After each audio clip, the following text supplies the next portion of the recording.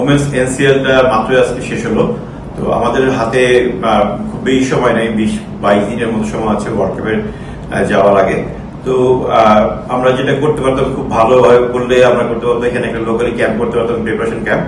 আমাদের কাছে মনে হয়েছে যে এর থেকে এই টিমের শ্রীলঙ্কাতে এই ট্যুরটা খেলাটা ভালো হবে, বিকজ এখানে আমরা আননোন একটা কন্ডিশনে আননোন বোলারদের এগেন্সে খেলতে পারবো, আননোন প্লেয়ারদের সাথে খেলতে পারবো। এটা আমাদের মেয়েদেরকে কনফিডেন্স বুস্ট আপ করতে হেল্প করবে। বেসিক্যালি এই ট্যুরটা ডিজাইন করা হয়েছিল আমাদের ন্যাশনাল টিমের প্রিপারেশনের জন্য। ইনিশিয়ালি শ্রীলঙ্কা এবং বাংলাদেশে আমাদের দুই দলেরই প্ল্যান ছিল যে আমরা ওয়ার্ল্ড কাপের একটা সিরিজ খেলবো আইদার বাংলাদেশ অথবা শ্রীলঙ্কাতে। তো ওদের ব্যাক টু ব্যাক সিরিজ হওয়াতে ওরা ডিজাইনটা পরে চেঞ্জ হওয়াতে আমরা এই টিমের নাম দিয়ে ন্যাশনাল টিমটাকে পাঠাচ্ছি। এটা প্রিপারেশন হিসেবে, it is part of our preparation to the women's টি-20 ওয়ার্ল্ড কাপ, যেটা আমাদের দুবাইতে হবে কয়েকদিন পরে।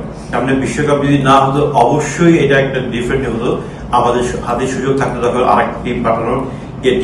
এই টিমের একটা জেনুইন একটা টিম করে আমাদের সফর করতে পাঠানো যেত। আমাদের এইটা ছাড়াও আমাদের সামনে নভেম্বরে একটা এই টিমের একটা সিরিজ আছে, আইদার এটা হোম সিরিজ হতে পারে অথবা এটা অ্যাওয়ে সিরিজ হতে পারে। প্লাস নেক্সট ইয়ারও আমাদের আরেকটা অ্যাওয়ে অথবা হোম এই টিমের ট্যুর আছে। প্লাস আমরা সাউথ আফ্রিকার সাথে এমার্জিং একটা বাইলেটারাল সিরিজের চেষ্টা করছি, এটা হয়তো নেক্সট ইয়ার থেকে শুরু হবে।